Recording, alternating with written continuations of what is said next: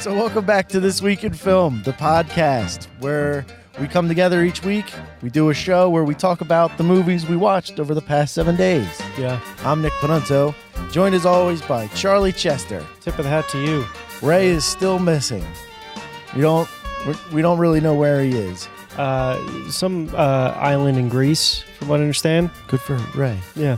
I want to go to Greece. Mm-hmm. So it's a new week, Charlie. It is. We've seen movies.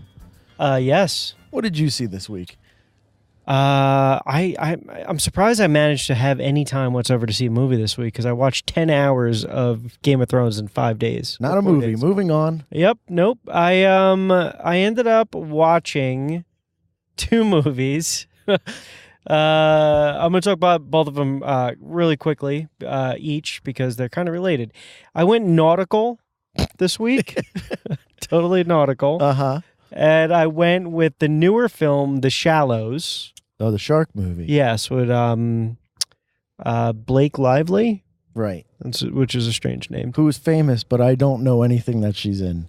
I can't think of anything. I get her confused with the girl who was in Edge of Tomorrow. Yeah. She, well, I don't know. She's attached to Ryan Reynolds. Oh. And then I watched another movie that was not in theaters. It was on Netflix called Killer Mermaid.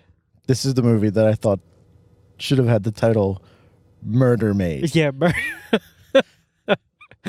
Which I don't know if that's about a person that works in a hotel maid. Right. Or a mermaid. That's maybe both. Yeah. There's your twist. That is a twist. She's a mermaid who has a day job as an assassin. Right. So it's like Splash. She gets legs. Like evil Splash. Yeah.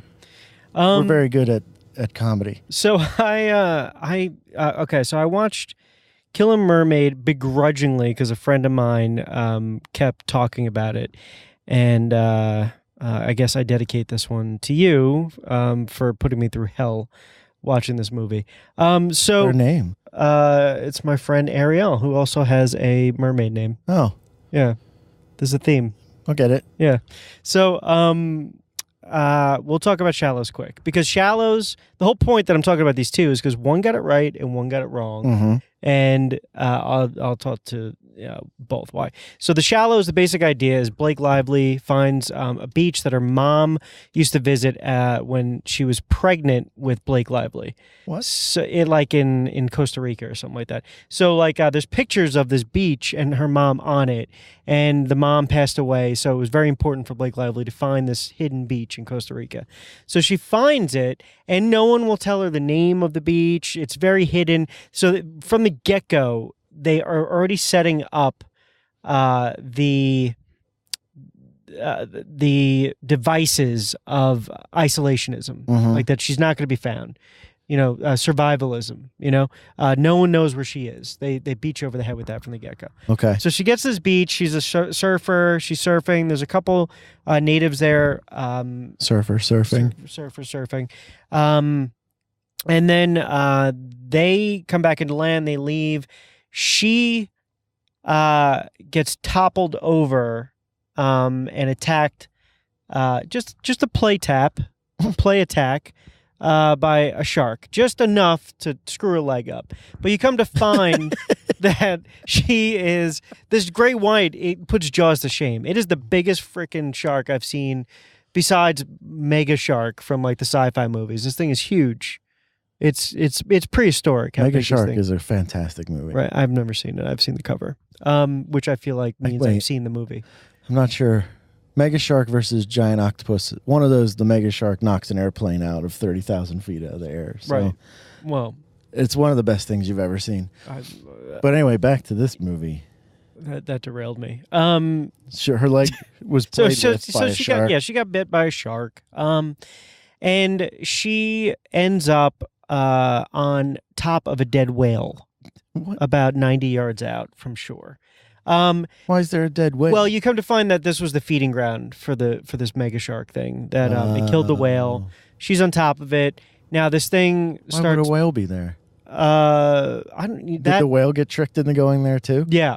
Everyone's mothers had pictures of them. The whale's mother was pregnant too. Yeah, they all had this lifelong journey to get to this beach. It's one long "your mama's fat" joke. Right.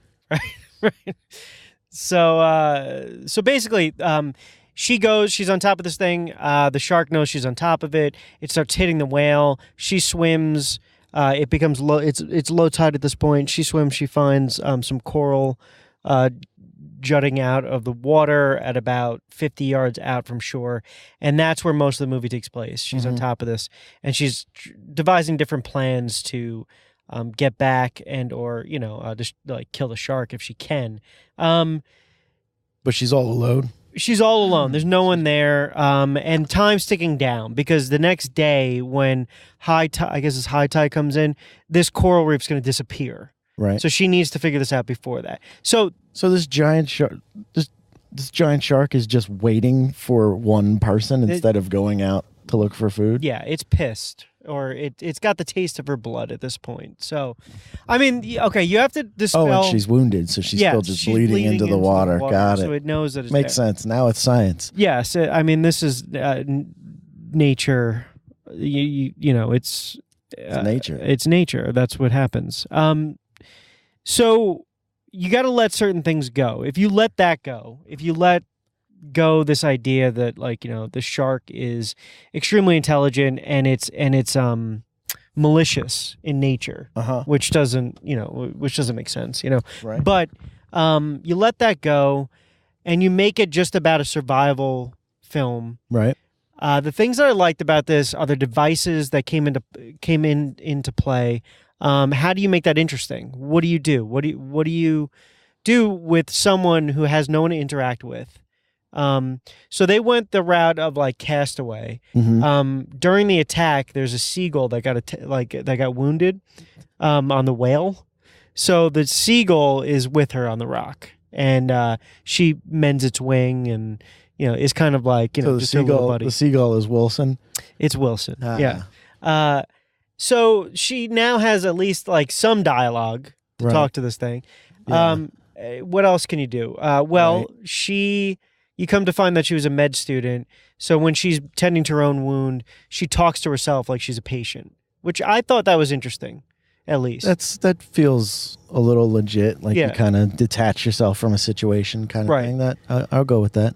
So, all that being said, does the bird put on a mask and help her? Is there a cartoon sequence where I wish the bird was a little bit more involved in the plot.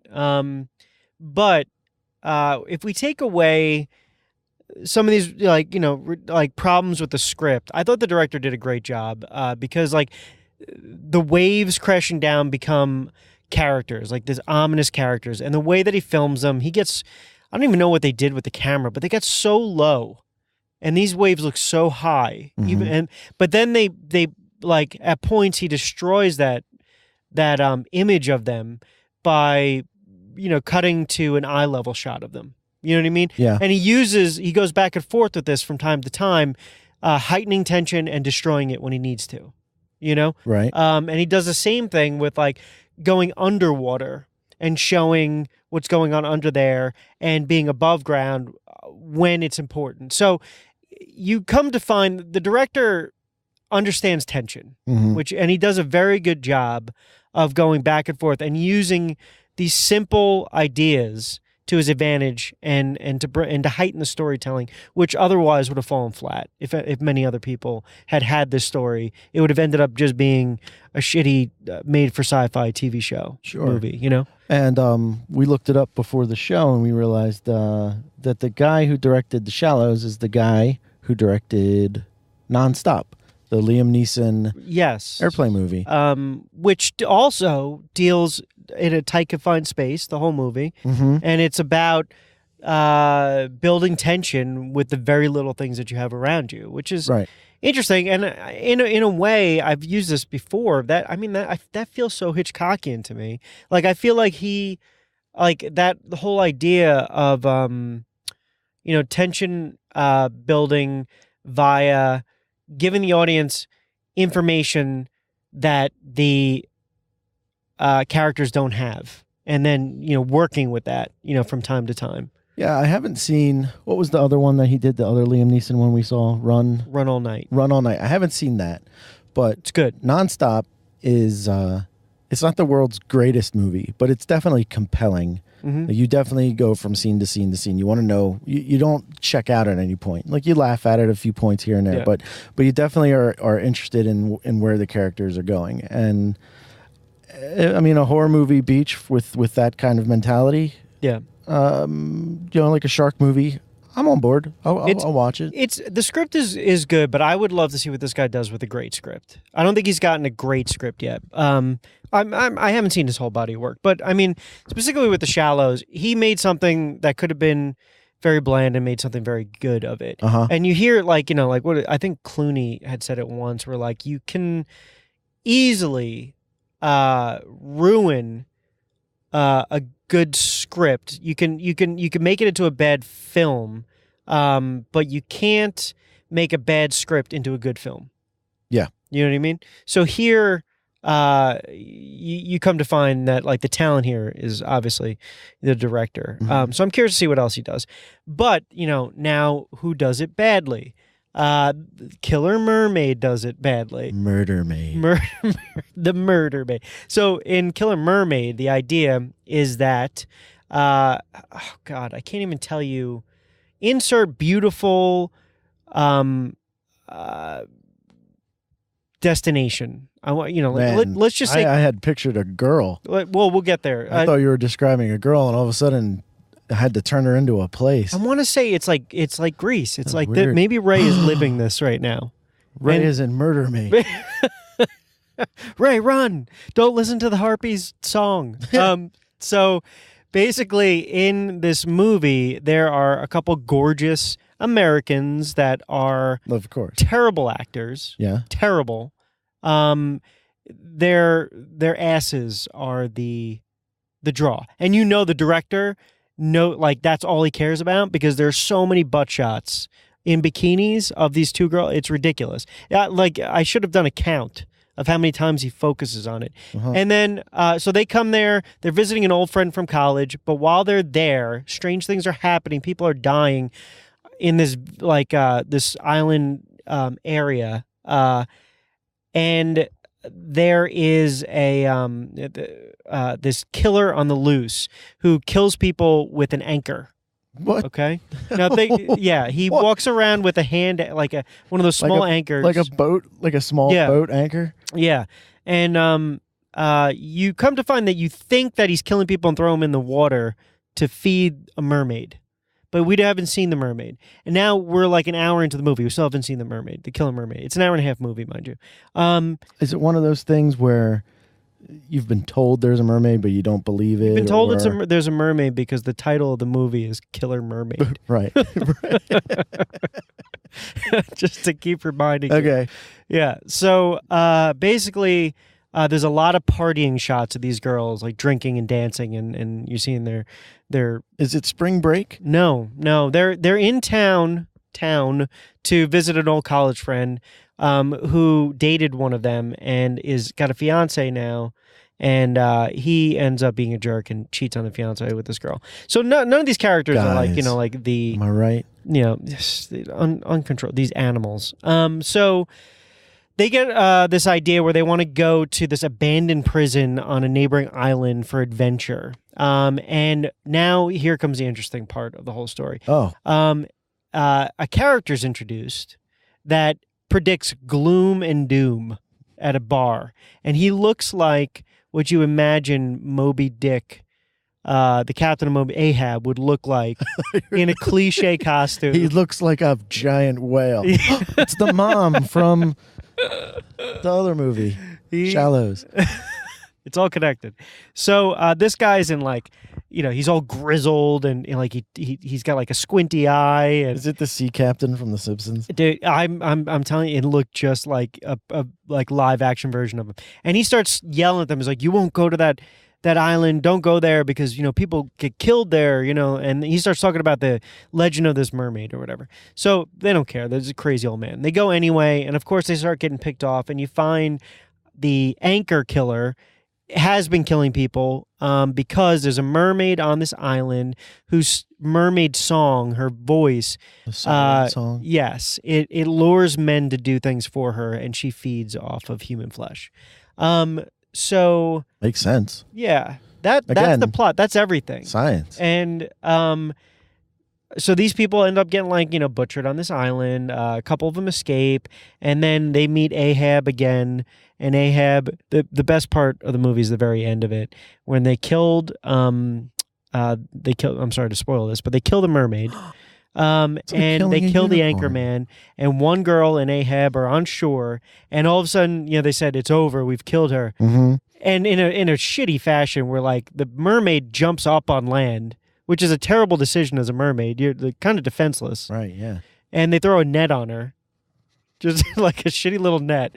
And they it's almost like, do you ever, if you're ready, do you ever throw lefty and it just looks ridiculous? That's how they throw the net on her. It's just like this limp throw. Yeah. And she has no defenses against this thing. And then they spear her because, Fish. Ahab. Right. Yeah.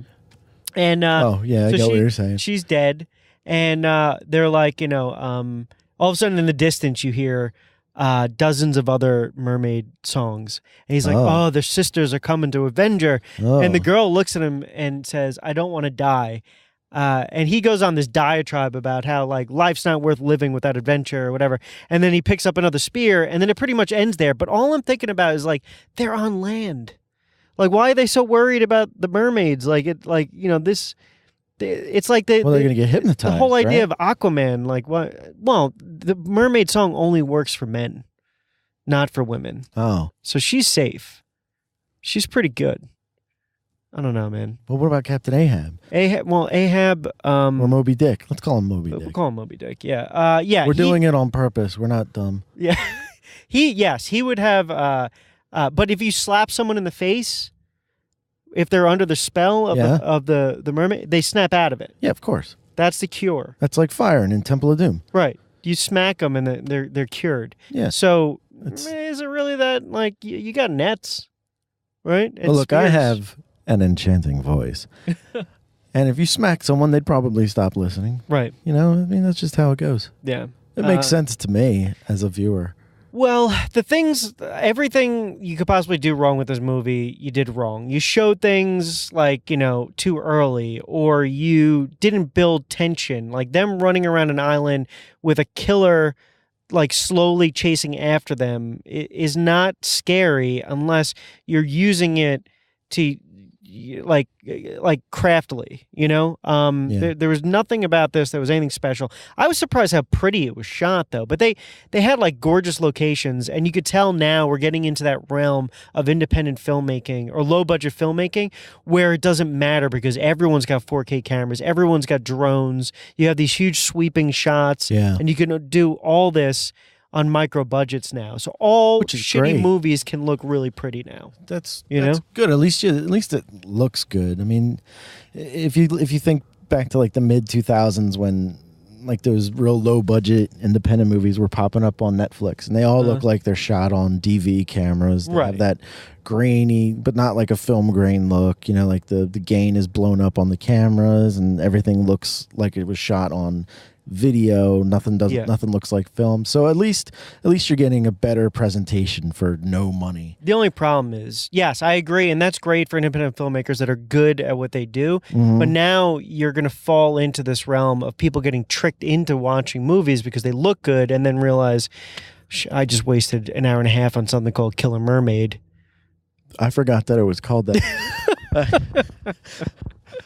So, I don't know. I'm wondering, at this point, I guess it's a double-edged sword, it's great, as filmmakers, get this opportunity to actually take our films and make them look good, when we weren't, fed with a silver spoon. We didn't have money, but now, like I said, I imagine 5 years from now, when the market implodes from all these crappy, really pretty movies, what happens next? You know what I mean? But I don't know. For now, we'll watch movies like Killer Mermaid, and shame on us for watching them with a name like that. Because now someone's going to take Murder Maids. Yeah, Murder Maids needs to be for every copy sold. Yeah, Murder Maids sounds like that'd be a hit. So yeah, just wait for the sequel. Killer Mermaids, I'm sure, is on its way. There's demand for it at this point. Oh, what would they call it? That should be our listener question for the week. The sequel to Killer. The sequel to Killer Mermaids. What ridiculous pun is the subtitle for Killer Mermaid 2? I think that's a fun one. Let's remember that for the end of the show. So anyway, The Shallows, thumbs up. Very well directed. Killer Mermaids, on the other hand, amazing script. Not well directed. So written by Charlie Kaufman. So yeah, that was my week in film. All right. Well, this week I watched the 1980s classic about the 1950s, Stand By Me, directed by Rob Reiner and starring Wesley Crusher, Corey Feldman, River Phoenix, and Jerry O'Connell. I forgot that was Reiner that did that. Yeah, it was when he made excellent movies. Yeah, no, yeah, absolutely. I can't remember what Wesley Crusher's real name is. Will Wheaton. Will Wheaton. Quill. Of Big Bang Theory fandom. I would go with the Wesley Crusher from Star Trek. Yeah, I guess. Yeah. But Stand By Me. I saw Stand By Me. If you're unaware of Stand By Me, you should check it out. It's a coming of age adventure story that takes place in the mid 1950s, I guess, because I already said that. But basically, the four main characters are all going into, I want to say they're all going into 7th grade. They're going into middle school or junior high or something like that. They're like that weird. They've already hit puberty, but it hasn't like really kicked in. Anyway, so they are all hanging out in their treehouse, and Jerry O'Connell comes over and says, "Guys, you know that kid who's missing on the news? Well, my brother found him, and he's afraid to tell the cops. Do we want to go find the body and collect the reward?" And the four of them go, "Yeah, let's go. Let's go on a trip." And you basically go on this emotional journey with them as they enter young adulthood, and they have to deal with their own personal demons on their way to finding this dead body. And there's a lot of darkness in this movie that has like a lot of light, humorous elements, which is I think what really makes the movie work. Yeah, is these kids are dealing with horrible things. Every one of them, except for Jerry O'Connell, they're all abused in some way.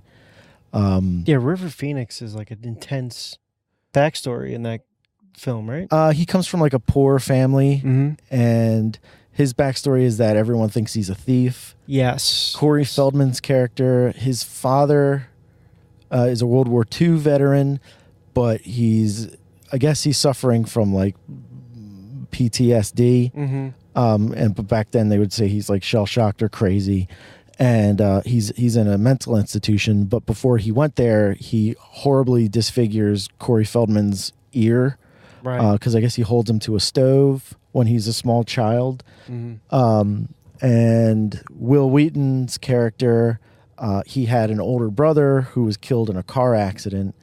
And his older brother was a star athlete and was going to college for athletics. And they come from small town America, so football is king. And Will Wheaton's character is like emotionally abused by his father. Like you should have been the one who died rather than your brother, kind of a thing. And there's a lot of dark things these guys go through, and I feel like what sucks is that the characters are all children when they're acting, so they're all child actors, which has that child actor feel to it. But you could tell they're trying their damnedest work with each other. Like it doesn't it doesn't feel like a terrible child actor movie. Like, you know, when you see kids in movies and you're like, oh, I wish this kid would get off the screen. Like, you're totally aware that these kids are acting and they're reading their lines, but there's some parts that come across more true than others. And the parts that don't come across very well really stand out. I don't have any specific examples, of course, because I prepare well. For me, I always felt it was a great loss when River Phoenix died, because I always thought, like, Joaquin Phoenix, that's his brother, right? Correct. They're both trained similar, like, character actors. Like, look at what Joaquin Phoenix, like, reinvents himself, like, every time. Yeah. So you see that at a young age in River Phoenix. You know what I mean? Like, it's almost like River Phoenix lit the fire for Joaquin. Oh, you can tell that River Phoenix was going to be something big in the movie. He's the best actor in the movie. He feels real natural, and you could tell why the other ones ended where they did. Like, Corey Feldman does a fine job, but he's Corey Feldman. At no point do you lose yourself in these characters, and maybe it's because, like, we've grown up with them, like we know who they are, and their other side projects. Like Jerry O'Connell, you can only think of as, at this point, for me, he's the guy who was in My Secret Identity, which is a show no one else has ever seen, and he's the guy who's married to Rebecca Romaine. Right. You know, so it's, he just grew up to be like a silly, don't take yourself seriously. Yeah, which is great. Everything that he's in, I like. And Corey Feldman kind of, he turned into Corey Feldman, and Will Wheaton has reinvented himself as King of the Nerds. Sure.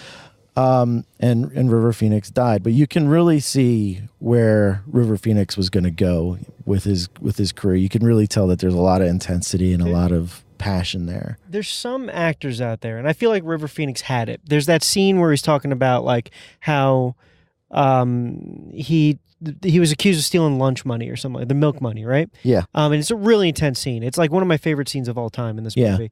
And in that moment, you see, like, almost like a James Dean quality to this kid, you know? Yeah. And there's a quiet intensity to him. Absolutely. It's like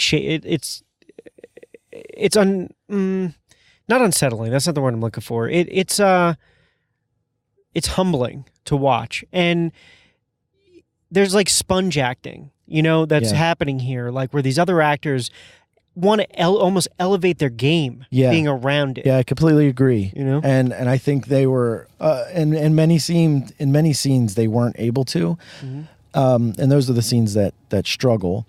But also, I think in a lot of points the script suffers from clearly being written by adults and being read by children. Like a lot of the lines the kids say, like, kids don't and never have talked like that, and just little things, like the way kids talk is not the way adults think kids talk, and it's true today with the movies they make, and it was true back in the 80s and before.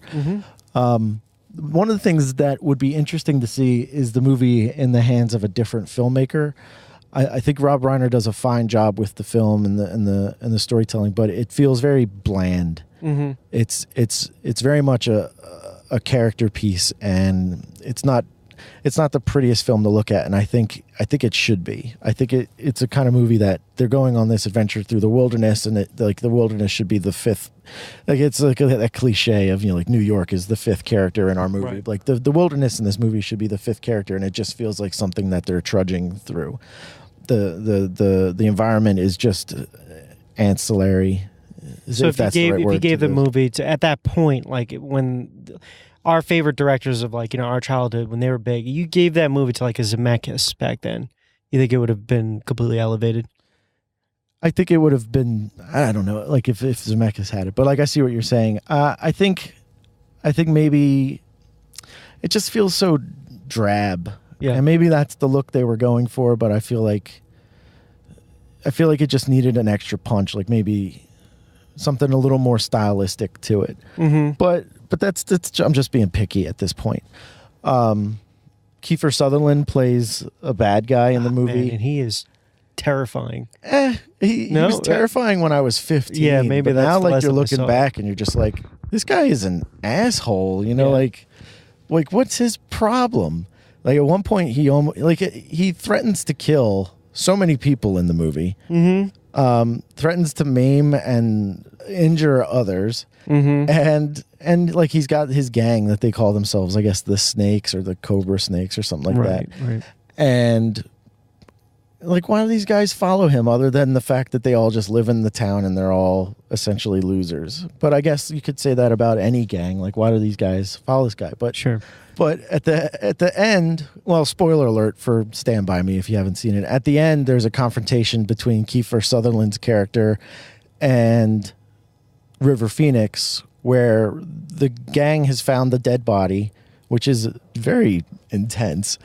And they're getting ready to claim it. And then Kiefer Sutherland's, by the way, his character's name is Ace. And I wish I had someone named Ace in my life. Like actual. Like I want to go by that name. Like I want someone to be called Ace. So if you want to be my Ace, let us know. You can be my Ace. Oh, you thought you were looking at me, but no, glasses, no, so you're I can't Charlie. Tell. Yeah. And got weird. But there's an intense confrontation where Kiefer Sutherland just pulls out a knife and puts it to River Phoenix's throat, and you're like, what is this? The intensity of Kiefer Sutherland's character goes from almost nothing to through the roof, right? And it doesn't really make any sense, and you don't really need this character in the movie at all, because it's about these 4 other guys growing up. But I guess like the title of the movie is Stand By Me, and Will Wheaton is the main character and River Phoenix is I guess you could call him number 2, and they stick by each other when everyone else runs away. So right, so this character almost drives them together in certain ways, I guess. Yeah. But I mean, like, they grow up and they stop being friends, but that happens with people. But the other thing that's obnoxious is that song Stand By Me constantly playing. Oh, is it? Like, it has a great soundtrack, but whenever there's music playing, there's like the romantic version of Stand By Me playing, and then there's like the We're Running version of Stand By Me. Yeah. So that iconic scene of them running over the train, right? Train trestle. Yeah. Well, I think that scene's actually quiet. That is a perfect scene. Yeah. That is great. Although, like, this, I never realized that they were standing in front of a green screen or like a rear projection when they're shooting that. Are they really? You can tell now, like looking at it. You're like, oh, okay. But it's really well done, and you really, that's the best acted scene in the movie. But so yeah, if you haven't seen Stand By Me, you should totally watch it. And if you haven't seen it in a while, check it out again and see how it stands up, because it definitely, I guess, with like the perspective of being a little older than the last time I saw it, it means it holds up a little differently, not in a negative way, but things stand out that didn't before. Did you know that this was a Stephen King short story? I did know that it was a Stephen King short story. Oh. So, like, for me, what I find interesting now in, like, retrospect is that you have a lot of Steve Kingian archetypal characters in this now. You have, like, the Kiefer Sutherland character is very reminiscent of the bully from It. The guy... I've never seen It. No? No. It's great, man. I love it. It doesn't hold up now, but it was great as a kid. It was traumatizing in a good way. Right. And then you have, of course, the main character being the writer. Right, John Ritter. And it's almost like his writing is heroic in the story. Right. Everyone looks up to him. And that's a common theme in a lot of ways. It told from John Ritter's the writer, right? And is he telling the story of the... I've read the book and I've seen the movie, and I'm trying to remember whose perspective it was from. I feel like it was omnipotent. Like we're jumping around. I don't think it's following. Yeah. God, I can't remember. I think we jumped around quite a bit. But anyway, yeah, he's like there's a lot of themes in there. I'm curious about the short story. I've never read that short story. I haven't either, but how many liberties they've taken with it. It's like that joke at this point where all of Stephen King's short stories make great movies, but the long books make for pretty terrible movies. Well, that about do it for our main segments of this week. We'll read your responses from Charlie's Crazy Conundrum? Yeah. Is that what it was? I think so, yeah. Good. I'm glad they keep getting more difficult to remember. So last week's question was, what movie has or is the worst sequel? And at Wilmington Dan said Spider-Man 3, which clearly. There's some really great moments in this. No, there's not. No, there isn't. No, there's the only good moment in that movie is when Venom takes over Topher Grace. Yeah, that and spoiler alert. And when they do the bell chime thing to separate them, I thought it was a great moment, and that's directly from the comic. Yeah, no, that whole church sequence was all right. I take it back. That whole church sequence was great. Yeah, everything else. By the time they got to the fourth dance scene, I was checked out. And then everyone else said The Hangover. Which Hangover? There's two sequels. Well, both. Well, let me step back. Hal on the Google Plus. By the way, we're on Google Plus now. What does that mean? It's another social thing, but apparently if you follow us on Facebook, you don't get to see any of our posts because we don't pay for advertising, so Facebook doesn't show any of our posts. So check us out on Google Plus because that stuff shows up there. But Hal on Google Plus says Son of the Mask, which I haven't seen and have no intention of seeing. I've seen snippets. I saw The Mask, which was great. Yeah. And then Info Krieger on Google Plus says Hangover 2. And then Judy said Hangover because she couldn't think of anything else. Then she came back and said definitely Hangover. Hangover. And then finally on Facebook, Scott said, which Scott found our post on Facebook, which contradicts the last thing that I said. But Scott on Facebook says Halloween 3 Season of the Witch, which is another perfect answer, I think. Because that's one of my favorite movies of all time. You got to be out of your mind. I love it. I love that movie. 3 more days to Halloween. You're insane. 3 more days. Yeah, they're still singing that song. Love it. So what did we say was going to be this week's question? What is a good title to the sequel of Killer Mermaid? Right. So because now we've established there are more mermaids. Right, of course. So bigger is better in sequels. Yeah. What is your title for Killer Mermaids 2? Right. Season of the Witch. Which would make just as much sense as Halloween 3. Oh my God. All right. So if you're listening to us on the podcast radio network right now, we'd like to give a special thanks to Let's Talk Flicks, who gave us the great lead-in.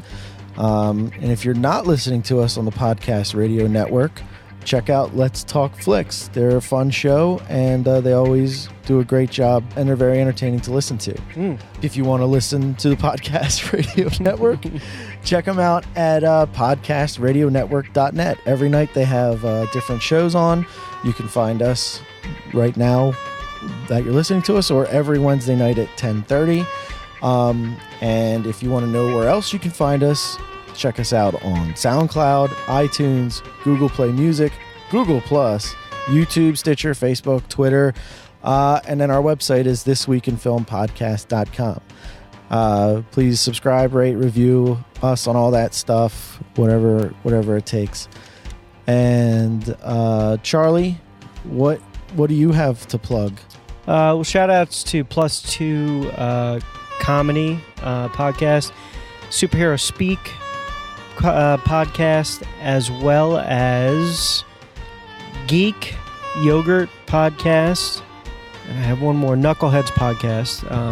All good guys. You made appearances on all those shows. I did. I made appearances on those shows. If you ever go to their podcast and you search Boy Zero and or Charles Chester, boom, pop right up. Charlie's real name is Charles. Charles. It was a secret. Yeah, that's when you're angry at me, you call me Charles. Other than that, Boy Zero, the graphic novel murder mystery. It's a 2-volume book. It is available on Amazon.com in print. You can get it there. It's a Prime, so you can get it shipped for free if you are a Prime member. It's also available on all digital download sites, as in iTunes, as in Barnes & Noble, Google Play, Drive-Thru Comics, Comixology, which is the biggest one for all comic book nerds out there. And I say that in the most respectful way because I love you guys. Yes. So, it's a murder mystery in the vein of like an Agatha Christie, if Agatha Christie drank with Stephen King and came up with a story together. Yeah, I'm finally getting around to reading it, and I'm about 2 of the chapters in, and it's basically told first person, but like the flashback. Yeah, there's a series of flashbacks. And it's pretty compelling. I'm really enjoying it. Thanks, man. So. There's going to be a book signing in the near future. I'll be talking about that once we get locked down. Moments from now in my car? when we leave the studio and go out to the car? Oh my. We'll talk about that. But again, Boy Zero graphic novel. You can search for it. 2 words or just Charles Chester author. Should pop it up. Just a fair warning, the book is pretty graphic and awesomely graphic. Yeah, people are getting butchered. Yeah. All right, so that'll about do it for us this week. I have nothing further to add. That's it. So if that is the end of the reel, we'll see you next week in film. Bye.